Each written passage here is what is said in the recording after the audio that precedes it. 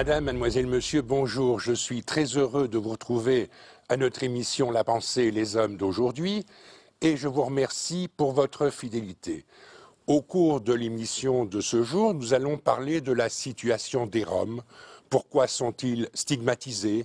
Que pouvons-nous faire pour améliorer leur situation? Voilà les questions auxquelles nous allons tenter de répondre.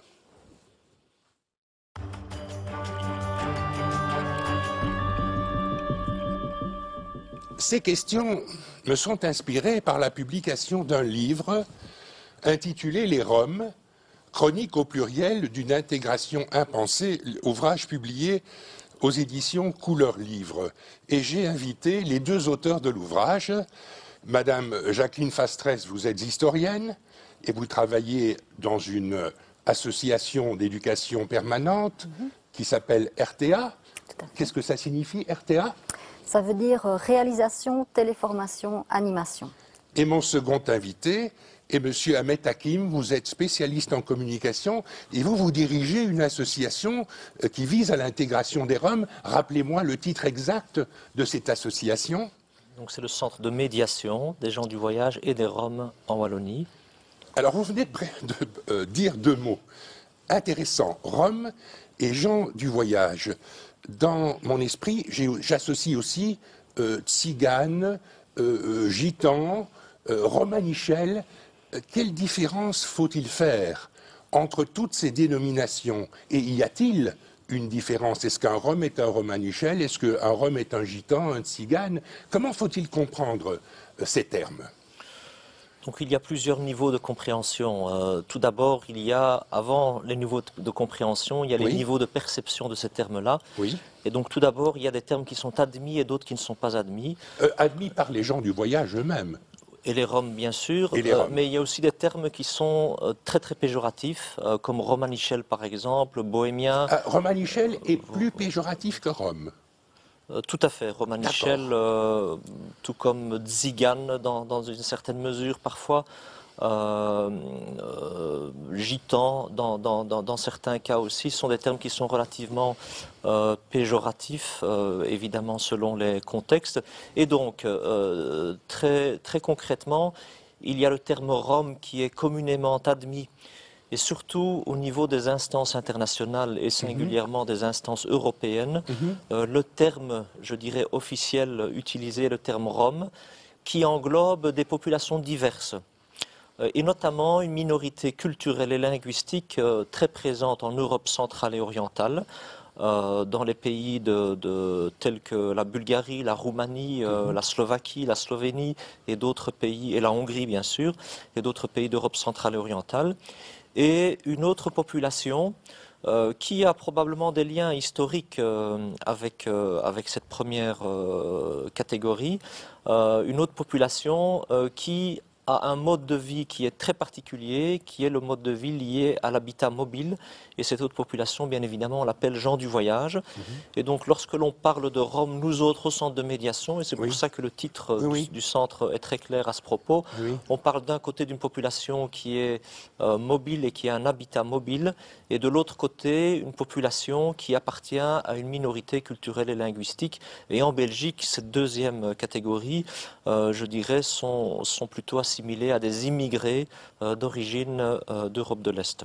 Oui, dans ma compréhension linguistique, des choses, gitans, ce sont plutôt les gens du voyage originaires d'Espagne, Rome ou romanichel, la Roumanie, tzigane, la Hongrie. Donc, ces qualifications sont un peu dépassées, semble-t-il. Je suis un peu ringard, là. Je ne sais pas. En tout cas, il y a des qualifications et qui sont, je dirais, qui sont données par la société à ces populations-là, et qualificatifs plutôt qui ne sont pas nécessairement reconnus par ces populations-là. Bien sûr. Et puis il y a d'autres qualifications telles que Rome par exemple, dans une certaine mesure gens du voyage, qualificatifs dans lesquels ces populations-là se reconnaissent. Et à côté de cela, bon, je dirais en fonction des contextes, il y a encore d'autres appellations, mais en tout cas les appellations qui ne sont pas rejetées par la minorité culturelle et linguistique en provenance d'Europe centrale, Rome, par exemple, est tout à fait acceptée. alors que pour un Rom roumain, lui dire qu'il est gitan, par exemple, c'est quelque chose qu'il n'acceptera pas Bien sûr. nécessairement. Et toutes ces populations ne sont pas nécessairement nomades. Il y en a qui, plus ou moins, se sédentarisent. Alors, donc, si maintenant on se centre sur les Roms, Oui, donc en provenance d'Europe centrale et orientale, je vais partir de notre expérience au centre de bien médiation, sûr. qui vient de fêter l'année dernière ses 10 ans. Oui. Je peux vous dire qu'en 10 ans, nous n'avons rencontré aucune famille en Belgique en provenance de Roumanie, de Bulgarie, de Slovaquie ou d'ailleurs d'Europe centrale orientale, vivant en Belgique de manière mobile.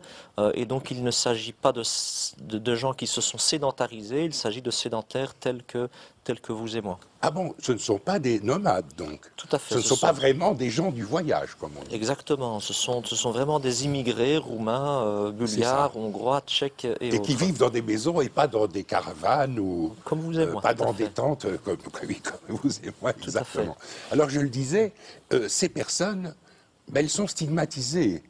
Est-ce que vous pourriez analyser un petit peu les formes de cette façon de rejeter ces Roms? Quelles sont, en réalité, hein, dans le concret du quotidien, les manières de rejeter ces personnes? Ah, on sait que la police, par exemple, lorsqu'il y a un vol, dira volontiers « Ah, ben ça, c'est les Roms qui ont volé. Ah, » c'est quelque chose qu'on entend souvent. Ou « Ah, les Roms n'envoient pas leurs enfants à l'école. » Que faut-il penser de tous ces stéréotypes que nous entendons tous les jours? Peut-être que Jacqueline... Jacqueline Fasserès? Oui. Eh bien, en fait, je voudrais vraiment insister sur le terme de stigmatisation, parce que je pense que c'est un terme qui est souvent utilisé de manière inappropriée. On a tendance à l'employer parfois abusivement. Et pour expliquer vraiment ce que c'est que la stigmatisation, on se réfère au sociologue qui en a parlé le mieux, à mon sens, qui est Erwin Goffman. Ce que Goffman dit, c'est que le stigmate, c'est un discrédit profond et durable qui frappe quelqu'un à cause d'attributs particuliers. Oui. Et les attributs en question, ça peut être une malformation physique, un handicap par exemple, des problèmes corporels de ce genre-là. Ça peut être une appartenance à un groupe social, à une religion, et ça peut être aussi des manières de se comporter. Et chez les Roms, je pense qu'il y a une stigmatisation ancestrale qui est liée déjà à leur appartenance. Appartenance qui est, comme on vient déjà bien de le voir, qui est floue, qui est déjà floue pour tout le Oui, monde. mais cette appartenance, elle n'est pas visible au premier abord. Si nous rencontrons une personne originaire d'Afrique, d'Afrique noire, ben, on voit tout de suite, la personne est noire. Si on rencontre un Japonais ou un Chinois, on voit tout de suite, la personne est de race jaune. Les Roms, ils n'ont pas de distinction physique. On ne peut pas dire à la rue, tiens, ça c'est un Rom, ça c'est un Wallon, ça c'est un Picard, ça c'est un Provençal. Eh bien justement, là, un des gros problèmes avec Oui. le stigmate, c'est qu'il est très souvent, il modifie très C'est un stigmate profondément. social plus qu'un stigmate physiologique en quelque Ce n'est sorte. pas un stigmate physiologique, c'est un stigmate d'appartenance, mais il est complètement intériorisé par les Roms. Oui. Et c'est justement ça le problème du stigmate, c'est qu'il modifie carrément, très profondément, la relation interpersonnelle. Oui. Et le stigmate exclut la personne stigmatisée du monde des normaux. Donc là, Goffman est vraiment très fort dans ces termes. Oui, Vous oui. ne faites plus partie du monde des normaux. Et une des façons dont les gens réagissent, c'est d'intégrer très fort leur stigmate. Et même si ça ne se voit pas, s'ils ne sont pas stigmatisés, ils savent qu'ils sont stigmatisables. Ils savent que si on découvre qu'ils sont roms, ça va, tous les stéréotypes vont revenir. Et par exemple, pour trouver du travail, on a rencontré des roms lors de notre recherche qui disaient, moi je préfère, pour trouver du travail, je préfère Ne pas dire que je suis Rom, parce que sinon je préfère n'aurai pas de mentir. boulot. Voilà, je préfère dire que je suis marocain Bien plutôt sûr. que Rome. Mais alors évidemment, quand le patron découvre que la personne a menti, eh bien c'est le stéréotype qui revient. Il a Tous les Roms menti. sont des menteurs. Voilà, il a menti non Voilà. pas pour mentir, mais il a Ah oui. menti pour se protéger un accès à du travail. Alors c'est une situation très difficile pour ces personnes de ne pas pouvoir dire je suis Rom, et s'ils ne le disent pas, on reproche qu'ils aient menti, s'ils le disent, on les exclut. Exactement. Et justement, pour continuer un petit peu ce que vient de dire Jacqueline, Oui, le fait même de poser la question « Êtes-vous Rom ?» je dirais, pousse à cette espèce d'autodéfinition du Rome, qui est une identité relativement floue, puisque c'est une communauté, c'est une minorité, très diverse par ailleurs. Oui, diverses du point de vue linguistique. Les gens parlent des langues différentes, peut-être du point de vue religieux. Peut-être que ces personnes pratiquent des religions, certains sont catholiques, d'autres orthodoxes, etc., pratiquent des religions différentes, etc. Donc, il n'y a pas d'unité. Et historiquement, il y a aussi une très grande diversité. Et là, je tiens juste en quelques mots à rappeler ce que l'anthropologue Alain Régnier en tout cas, a comme hypothèse tout à fait intéressante, à savoir que je dirais, si on prend cette région d'Europe centrale et orientale, c'est une région qui a été, je dirais, sous domination austro-hongroise et sous domination ottomane. Et les deux empires, puisqu'il s'agissait d'empires, avaient des attitudes très très différentes envers cette minorité rome, qu'on appelait Tziganes à l'époque, etc. Quelle différence y avait-il? Alors, c'est tout à fait intéressant parce que je pense, et c'est là l'intérêt, je pense, de son hypothèse, ce sont des questions qui reviennent encore aujourd'hui. À savoir, vous aviez l'Empire austro-hongrois a décidé d'assimiler ces Tziganes. Et donc leur a, de force. Exactement. Et donc leur a assigné des villages, des hameaux, en leur donnant par exemple des terres, etc., en leur disant maintenant vous allez devenir agriculteurs. Mais toujours dans un souci avec une bonne intention, dans un souci vraiment, ce qu'on dirait aujourd'hui, c'est un anachronisme évidemment, mais ce qu'on dirait aujourd'hui, une politique d'intégration. Il est clair que ça a été un échec fracassant, dans la mesure où il y a eu un investissement important, il y a eu des terres, on a voulu les considérer comme les autres sujets, puisque c'était un empire, c'était des sujets, mais il est clair qu'on ne change pas de mode de vie du jour au lendemain, et surtout, on ne change pas de métier du jour au lendemain.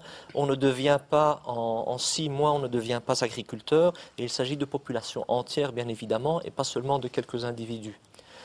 De l'autre côté, vous aviez les pays ou les régions plutôt, qui étaient sous domination ottomane, telles que l'ex-Yougoslavie aujourd'hui, par exemple, la Bulgarie, pour citer ces pays-là, donc étaient sous domination ottomane.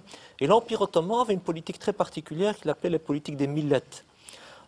Politique des minorités, si vous voulez. Millet, peuple, communauté, minorité. Et donc, il y avait une relative reconnaissance de la minorité tzigane. Ils en ont même fait des auxiliaires importants des armées ottomanes, par exemple. Et donc, ils avaient un statut parfois même relativement important. Favorable. Dans certains cas, peut-être même favorable. Mais évidemment, avec aussi une distance qui se crée. Et un statut spécial. Un statut spécial, effectivement. Et donc là, on vous reconnaît, mais en même temps, on vous tient à distance. Bien sûr. Et donc, il y a eu, quand on parle de Rome, il y a aussi ces réalités historiques qui sont très, très différentes. Et il y a une exception à cela, une exception malheureuse, par ailleurs, et tragique, puisqu'il y a en Roumanie, Moldavie, qui était à l'époque aussi une partie de la Valachie,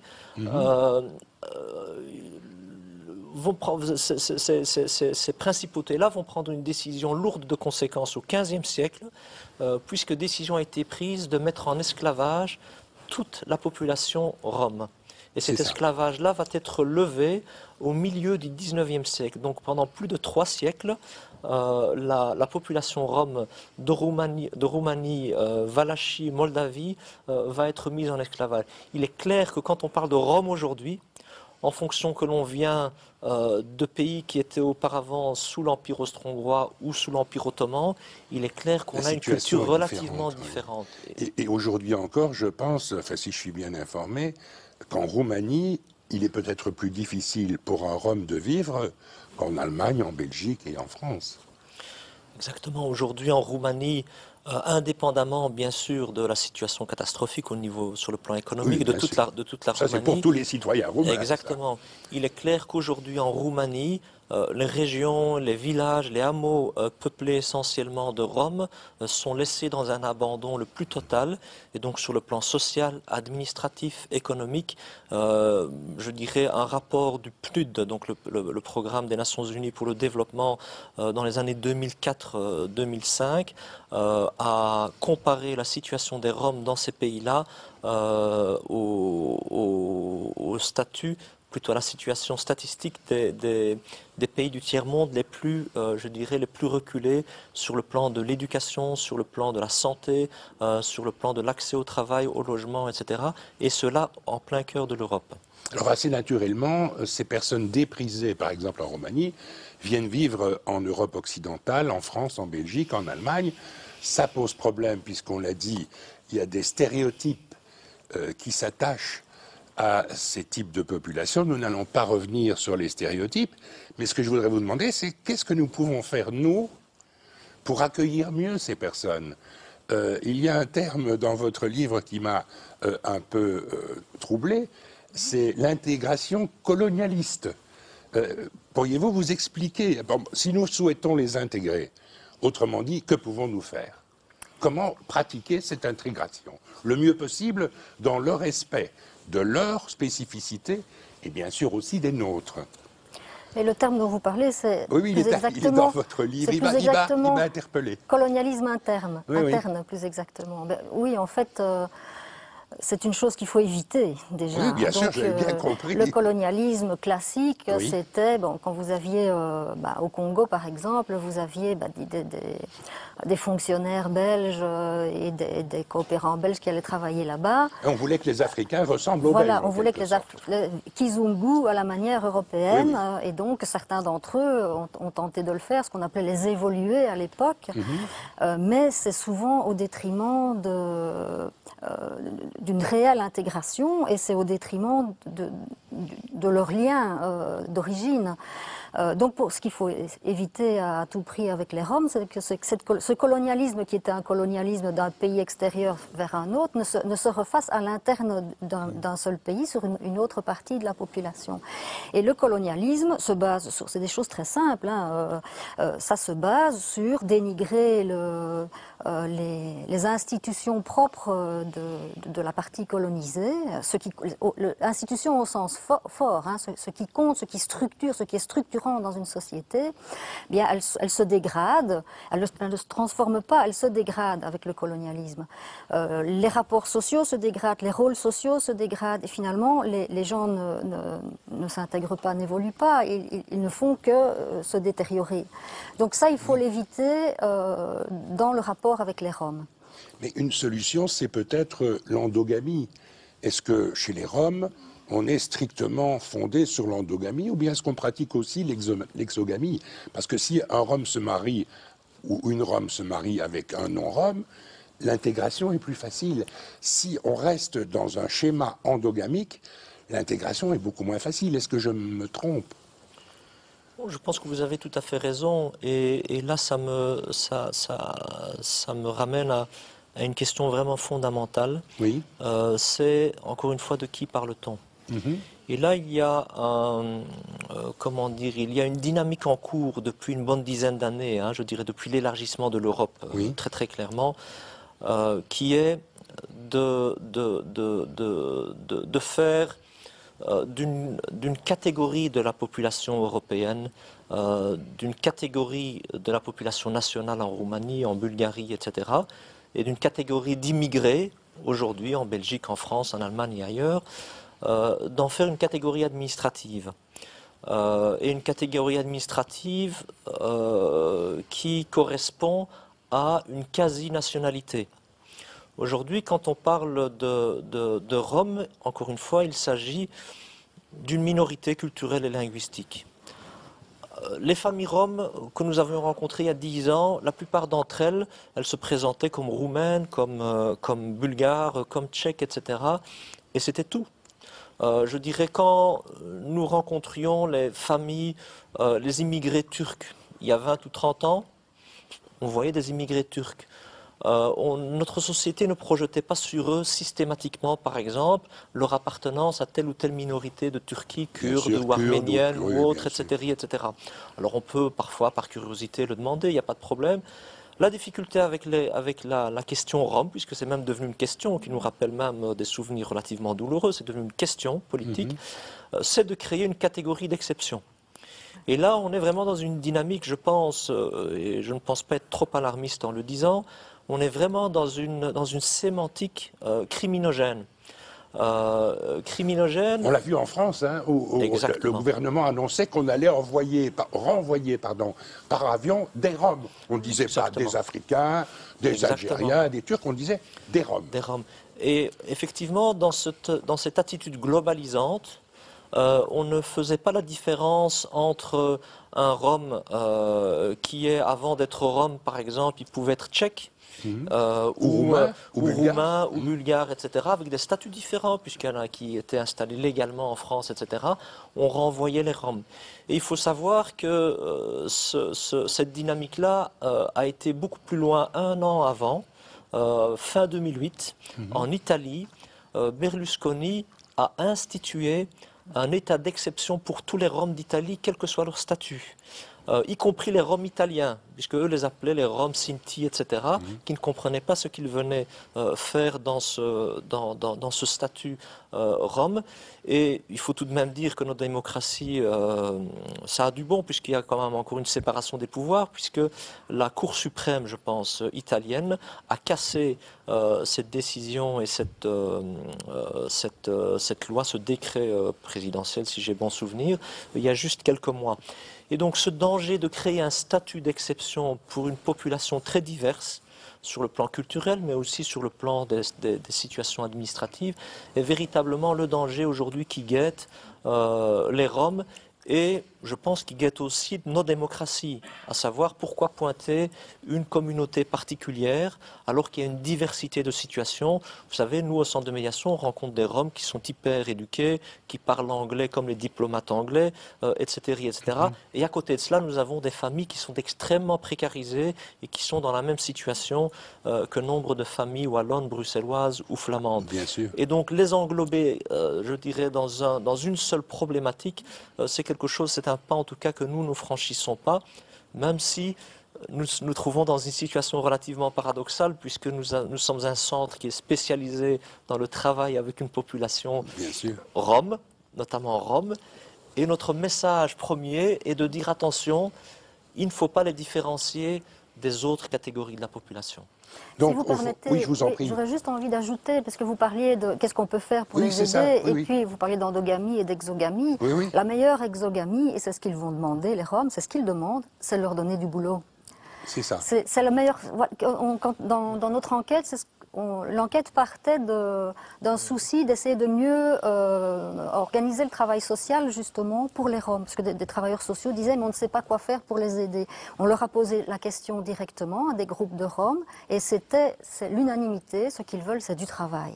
Le travail c'est encore le grand intégrateur dans nos sociétés et ça veut dire l'accès aux droits fondamentaux. C'est un droit fondamental, le travail, le logement, donc la sécurité sociale, le logement, etc. Et puis alors il y a un terme que j'aimais vraiment beaucoup qu'un traducteur utilisait souvent. Une fois qu'ils ont trouvé du travail, ils disparaissent, les Roms.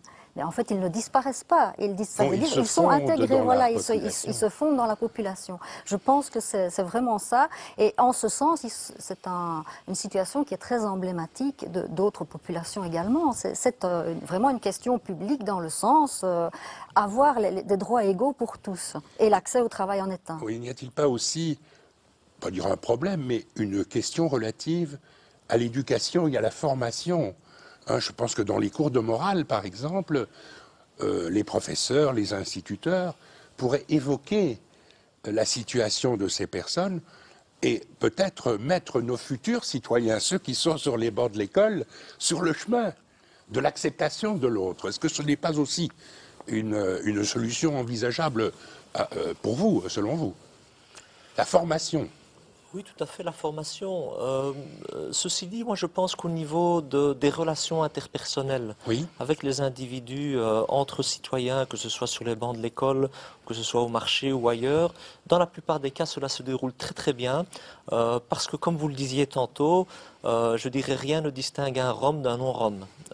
Et ça c'est très clair, il y a parmi eux des marchands, il y a parmi eux des travailleurs, des ouvriers, des techniciens, des employés. Et même des intellectuels. Et des intellectuels. Vous le disiez tout à l'heure. Tout à fait, exactement. Et donc sur ce plan-là, cela fonctionne très bien.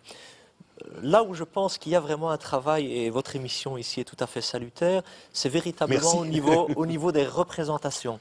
Et au niveau des représentations, je dirais, il est important de se dire qu'il n'y a pas d'alternative au vivre ensemble. Quelle que soit la catégorie de la population, les Roms ne sont que le reflet des relations parfois difficiles que nous avons, des fantasmes que nous avons vis-à-vis de la différence en général.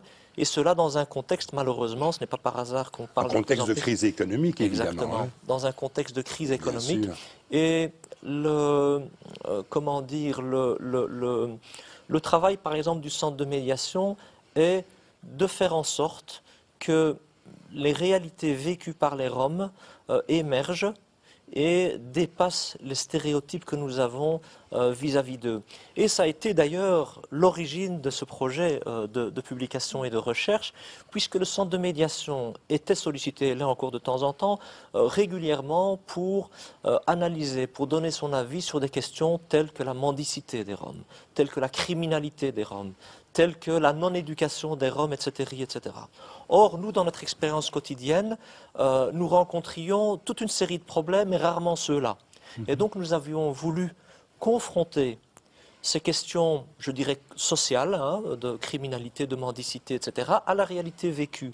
Et c'est pour ça que nous nous sommes engagés dans ce travail de recherche-action, en confrontant autant ce que les Roms nous disaient que ce que les travailleurs sociaux nous disaient, de manière à confirmer un petit peu les dires des uns et des autres.